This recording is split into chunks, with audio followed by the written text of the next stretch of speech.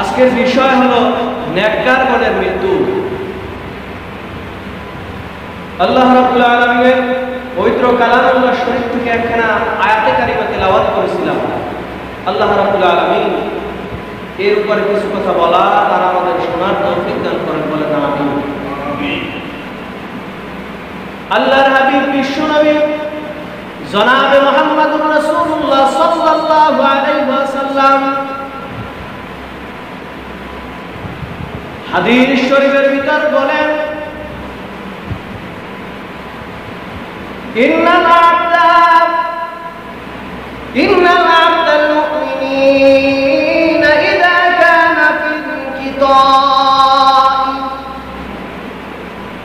আল্লাহ রাসূল সাল্লাল্লাহু আলাইহি ওয়াসাল্লাম নেককারগণের মৃত্যু সম্পর্কে তিনি বলতেছেন, যারা আল্লাহ রাব্বুল আলামিনের নেক আমল করে দুনিয়া থেকে পরলোক গমন করেছে, যারা আল্লাহর হুকুম আহকামকে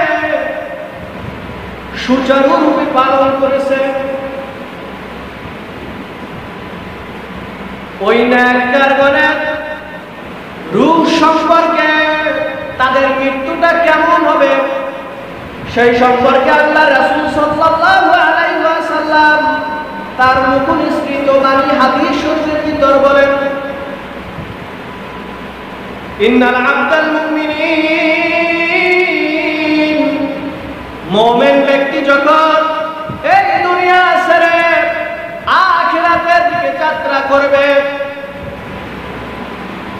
এই দুনিয়াটা সামান্য ক্ষণিকের জন্য, এখানে চিরস্থায়ী থাকা যাবে না।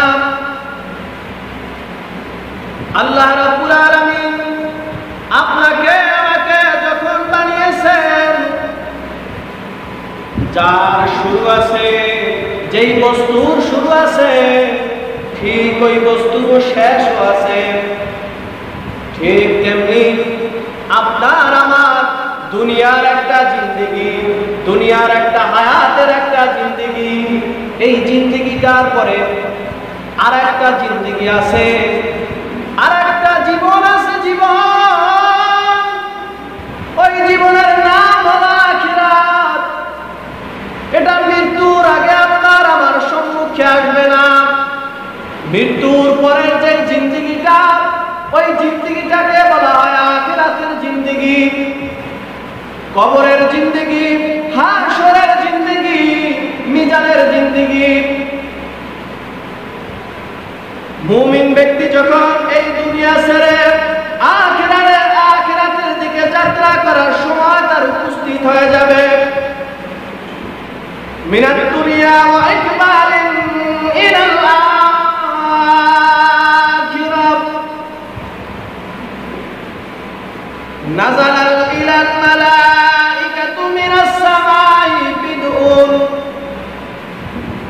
আসমানে কিছু ফেরেশতা, আসমানের কিছু ফেরেশতা ওই বান্দার রূহ কবজ করার জন্য এসে যাবে।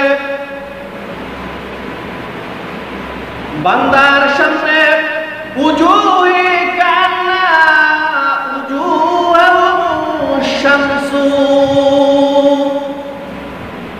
যেই বান্দা দুনিয়ার ভিতরে আল্লাহর নেক আমল করেছে, ওই বান্দার মৃত্যু যখন এসে যাবে, প্রত্যেকটা বান্দাকে আল্লাহ রাব্বুল আলামিন রূহ কবজ করার জন্য একজন ফেরেশতা নিযুক্ত করেছেন। তার নাম হলো হযরত আজরাইল আলাইহিস সালাতু ওয়াস সালাম। আজরাইল আলাইহিস সালাতু ওয়াস সালাম যখন কারোর সাথে সাক্ষাৎ হয়ে যায়, যার সাথে সাক্ষাৎ হবে, যার সাথে দেখা একবার জীবনে হবে,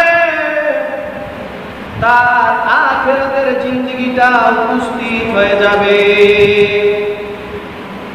ঠিক মুমিন ব্যক্তি রূহ কবজ করার জন্য হযরত আজরাইল আলাইহিস সালাতু ওয়াস সালাম এসে যাবে। আর সাথে কিছু ফেরেশতা এসে মুমিন বান্দার মুখমণ্ডলকে আবৃত করে ফেলবে।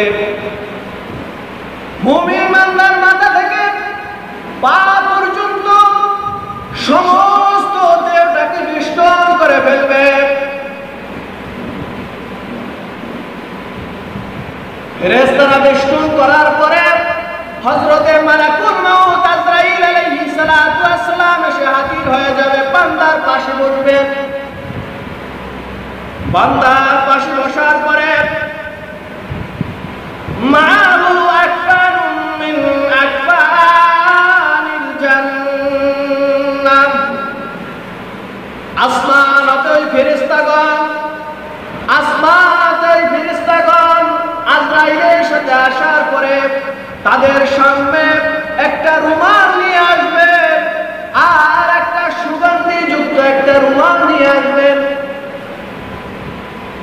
রুমালটা নিয়ে আসে মৃত্যু ব্যক্তিকে হযরতে মালাকুল মাউত আলাইহিস সালাতু ওয়াস সালাম মাথার পাশে বসে ডাকতে থাকবেন। মাথার পাশে বসে ডাকতে থাকবেন, ইউখরিজি ইলা মাগফিরাতিন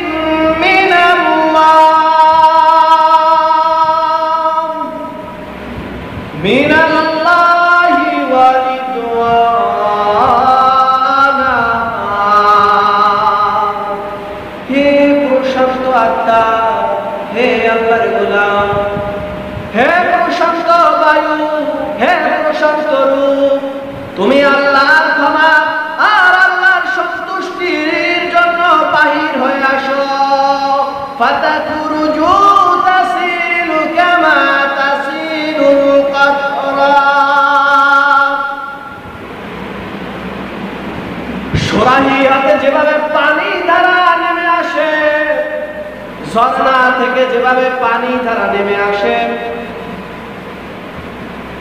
নদীর সমুদ্র স্রোত যেমনি করে ছোটখাটো পুকুরের নাগায় যখন পানি যেভাবে স্রোত নেমে আসে, ঠিক তেমনি মুমিন বান্দার রূহকে কবজ করার সময় ঠিক রূহটা অমন করে বের হয়ে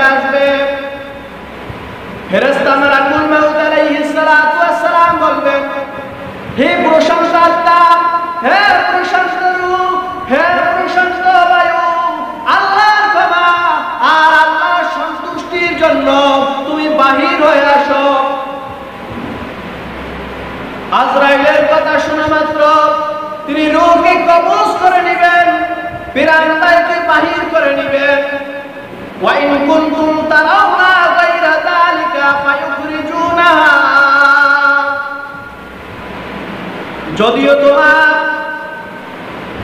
যদিও তোমরা এই মৃত্যু ব্যক্তিকে টানা হিসরা করতে যদি দেখো, মুমূর্ষ ব্যক্তির বাহ্যিক কষ্ট তালিম ইত্যাদি তার শুরু হয়ে যাবে। এই রূপ বিরান বায়ু বাহির করার পরে তার এক পলকার হাতে রাখবে না রূহটাকে।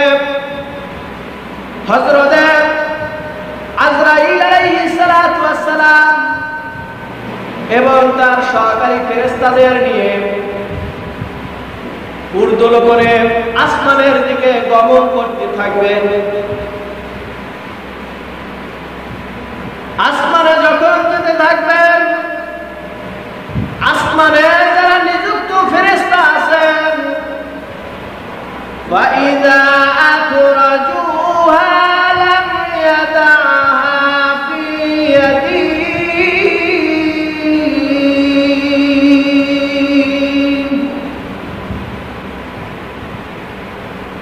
আসমানের ফেরেশতা ওই সুগন্ধি যুক্ত রুমাল আর কাপড়টার ভিতরে যেই বান্দা রূহটাকে কবজ করে নিয়ে যাবেন, ওই বান্দার রূহটা যখন নিয়ে আসমানের দিকে, সাত আসমান সাত জমিন সিদরাতুল মুনতাহা আরশ কুরসি লৌহ কলম আল্লাহর কাছে যখন নিয়ে উপস্থিত হবে, ঠিক তেমনি করে জমিন থেকে আসমানে উঠা মাত্র আসমানের নিযুক্ত ফেরেশতাগণ ডাক দিয়া ফুলান ইবনু ফুলান,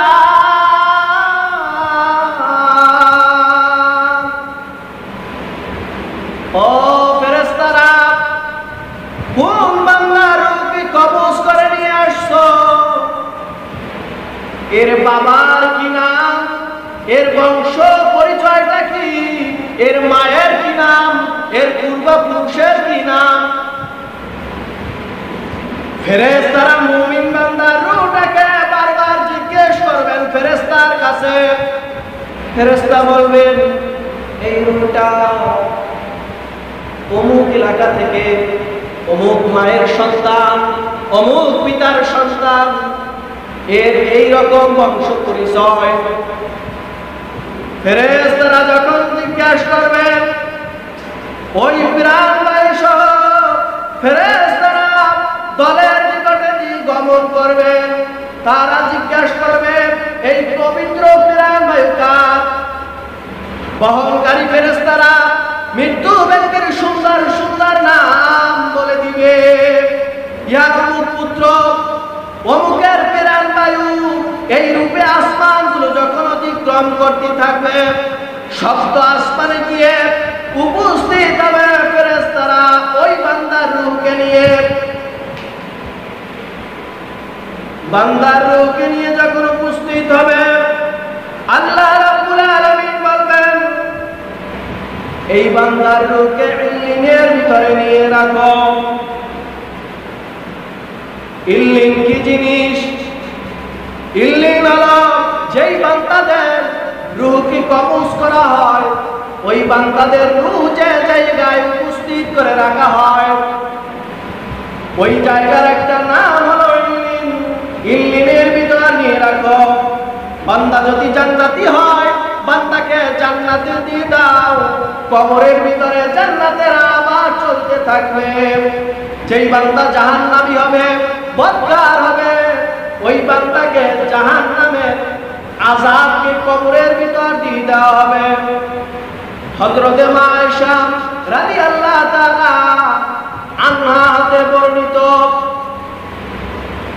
হযরতে আয়েশা রাদিয়াল্লাহু তাআলা আনহা রাসূল করিম সাল্লাল্লাহু আলাইহি ওয়াসাল্লামের যখন সাকরাত শুরু হয়ে গেল, মৃত্যুর যন্ত্রণা যখন শুরু হয়ে গেল, আল্লাহ রাসূল সাল্লাল্লাহু আলাইহি ওয়াসাল্লাম বললেন, হে আয়েশা, আমাকে একটা চাদর দিয়ে আবৃত করে দাও, একটা চাদর দিয়ে ঢেকে দাও। মা আয়েশা রাদিয়াল্লাহু তাআলা আল্লাহর হাবিব সাল্লাল্লাহু আলাইহি ওয়াসাল্লামকে চাদর দিয়ে আবৃত করে দিলেন। মা আয়েশা কিছুক্ষণ পরে লক্ষ্য করে দেখেন আল্লাহর হাবিব কিছুক্ষণ তার হাত মোবারককে চাদরের ভিতরে ঢুকায়, আবার কিছুক্ষণ চাদর থেকে বাহির করে।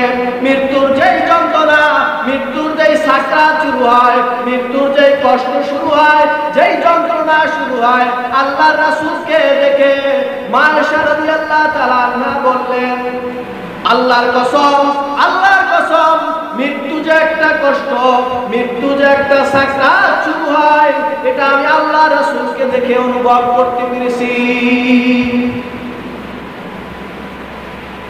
ইয়া আইয়াতুহান নাফসুল মুতমাইন্নাহ। মা আয়েশা রাদিয়াল্লাহু তাআলা আনহা বারবার আয়াতগুলো পড়েন আর চোখের পানি ফেলে বলতেছেন, নিশ্চয় নিশ্চয় মৃত্যু অবশ্যই হবে। আর আল্লাহ রাসূলের দিকে তাকিয়ে বলতেছেন, অবশ্যই আল্লাহ রাব্বুল আলামিনের এই পবিত্র কোরআনের এই আয়াতে কারিমা অবশ্যই সত্য। ইয়া আইয়াতুহান নাফসুল মুতমাইন্নাহ, হে প্রশান্ত আত্মা, হে প্রশান্ত বায়ু, ইরজিই, তুমি বের হয়ে আসো, ইলা রাব্বিকি রাদিয়াতাম মারদিয়া, তোমার প্রভুর দিকে তুমি বের হয়ে আসো। মা আয়েশা রাদিয়াল্লাহু তাআলা বারবার লক্ষ্য করলেন হযরতে ফাতেমা রাদিয়াল্লাহু তাআলা আন্নাকে ডাক দিয়ে বললেন, ওগো ফাতেমা, দরজার থেকে কে যেন বারবার নক করছে, দরজার ভিতর থেকে কার যেন সালাম ভেসে আসছে, গিয়ে দেখো কে দরজার সম্মুখে দাঁড়িয়ে আছে। এ বন্ধুরা, হযরতে মালাকুল মাউত কি দেখা যায়? মালাকুল মাউত দেখার জিনিসটা, কিন্তু মা ফাতিমা রাদিয়াল্লাহু তাআলা আনহার সামনে কেন আজরাইল আলাইহিস সালাম, মালাকুল মাউত কেন দেখা করলেন? আল্লাহর রাসূল সাল্লাল্লাহু আলাইহি ওয়াসাল্লাম বারবার কথা বলছেন, কে যেন দরজা নক করে, দরজার ভিতর গিয়ে যদি কাউকে না দেখে, মা আয়েশা ফাতেমা মনে করবে আমার বাবা মনে হয় অসুস্থ অবস্থায় একটা মিথ্যা কথা বলেছে। আল্লাহ রাব্বুল আলামিন মালাকুল মাউতকে ডেকে বলেন, এরে মালাকুল মাউত, তুই তো কারোর সাথে দেখা দাও না, কিন্তু আমার ফাতেমার সামনে উপস্থিত হয়ে যা। মা ফাতেমা রাদিয়াল্লাহু তাআলা আনহা যখন গিয়ে দরজাটা খুললেন, দরজার সামনে কি দেখেন বিরাট আকৃতি ধারণ করা একজন মানুষ, যার পা জমিনে আর মাথা হলো আসমানে, বিকট আকৃতি, বিকট চেহারা ধারণ করা একজন মানুষ। মা ফাতেমা এসে আল্লাহর হাবিবকে বলতেছেন, ওগো আব্বাজান, আমি এই মানুষটাকে কোনদিন আরবের রূপে দেখি নাই। এই মানুষটাকে আল্লাহ রাসূল সাল্লাল্লাহু আলাইহি ওয়াসাল্লাম বললেন, হাযা মালাকুল মাউত, হাযিহি লাযাতানিল মাউত। ও মা, শুনে রাখো, এ হলো এমন বান্দা, এ হলো এমন ফেরেশতা, এ হলো আল্লাহ রাব্বুল আলামিনের এমন একজন ফেরেশতা, যেই ফেরেশতা দুনিয়ার স্বাদ আর কর্তনকে কেটে দেয়, দুনিয়ার মজাকে, দুনিয়ার স্বাদকে, দুনিয়ার আল্লাহকে কর্তনকারী, এর নাম হলো মালাকুল মাউত। এবার ফাতেমা রাদিয়াল্লাহু তাআলা আনহা বললেন, ওগো আব্বাজান, বুঝে ফেলেছি আপনার তো কয়েকদিন যাবত জ্বর, আপনি অসুস্থ, তাহলে মালাকুল মাউত এসেছে আপনার রূহ কবজ করতে।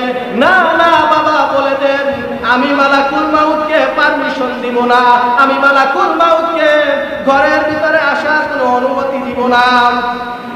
আল্লাহ রাসূল সাল্লাল্লাহু আলাইহি ওয়াসাল্লাম বললেন, এরে ফাতেমা, শুনে নাও, শুনে নাও, তুমি যদি এই ফেরেশতাকে যদি আসার পারমিশন না দাও, এর পারমিশন দেওয়া আল্লাহ রাব্বুল আলামিনের কাছে। এ পারমিশন দিলে তোমার বাবার রূহ কবজ করতে পারবে, আর পারমিশন না দিলেও তোমার বাবার রূহ কবজ করতে পারবেন। এমন ফেরেশতা তার কোনো পারমিশন লাগে না, কিন্তু এটা তোমার বাবার বরকত, তোমার বাবার নিয়ামত। তোমার বাবা আল্লাহর বন্ধু, আল্লাহ খুব ভালোবাসেন বিদায় ফেরেশতাকে অনুমতি চেয়েছেন, অনুমতি দিয়ে দাও। ফেরেশতা এসে বললেন, আল্লাহ রাসূল সাল্লাল্লাহু আলাইহি ওয়াসাল্লাম জিজ্ঞেস করলেন, একটু অপেক্ষা করেন, জিবরাইল আমিন আসুক, আমি তাকে জিজ্ঞেস করি আসমানের ভিতরে কেমন অবস্থা চলতেছে। হযরতে জিবরাইল আমিন এসে উপস্থিত হয়ে গেল। আল্লাহ রাসূল সাল্লাল্লাহু আলাইহি ওয়াসাল্লাম জিজ্ঞেস করলেন, হে জিবরাইল ভাই জিবরাইল, তুমি আসমানের ভিতরে কি অবস্থা দেখেছো? জিবরাইল আমিন আলাইহিস সালাতু ওয়াস সালাম বললেন, ওগো আল্লাহর নবী, আসমানের ভিতরে আমি যে অবস্থা, যে সিন্ডম, যে আকৃতি দেখে এসেছি, আল্লাহ রাব্বুল আলামিন আপনার দিদারের প্রহর গুনতেছে। এবার মালাকুল মাউত আজরাইল আলাইহিস সালাতু ওয়াস সালামকে বললেন, হে আজরাইল, তুমি আমার কাজ সেরে ফেলো। আজরাইল আলাইহিস সালাতু ওয়াস সালামকে আল্লাহ রাব্বুল আলামিন বলেছেন, হে আজরাইল, আমার বন্ধুকে পারমিশন দিয়ে, তারপরে আমার বন্ধু যদি পারমিশন দেয়, তাহলে তুমি তার তার রূহকে কবজ করে নিয়ে আসবা। যদি সে পারমিশন না দেয়, তাহলে আর পিছন ফিরে দেখবে না রে আজরাইল, ঠিক তুমি চলে আসবে। আজরাইল আলাইহিস সালাতু ওয়াস সালাম যখন তার ডান হাত মুবারক যখন আল্লাহর হাবিবের বুকের উপরে রাখলেন, আল্লাহ রাসূল সাল্লাল্লাহু আলাইহি ওয়াসাল্লাম বলেন, আজরাইল, মনে হয় যেন আরবের বুকের যে পাহাড়টা আমার ভিতরে বোঝায় রাখা হয়েছে, উহুদ পাহাড় মনে হয় আমার বুকের উপরে চাপা দেওয়া হয়েছে। বলে, না না, দুনিয়ার মানুষের যতটুকু কষ্ট হবে তার থেকে আপনার কষ্ট কম হবে। হে দুনিয়ার বন্ধু, এতক্ষণ আলোচনার একটাই কথা, একটাই সারমর্ম, একটাই হলো লক্ষ্য, একটাই হলো উদ্দেশ্য। আল্লাহ রাসূল সাল্লাল্লাহু আলাইহি ওয়াসাল্লামের সাকরাত আর মৃত্যু যন্ত্রণা যদি শুরু হয়, তাহলে আপনার আর আমার অবস্থা কেমন হবে? এই জন্য হর হামেশা মৃত্যুর কথা স্মরণ করা, মৃত্যুর জন্য মৃত্যুর সামনা গুজ করে যাওয়া।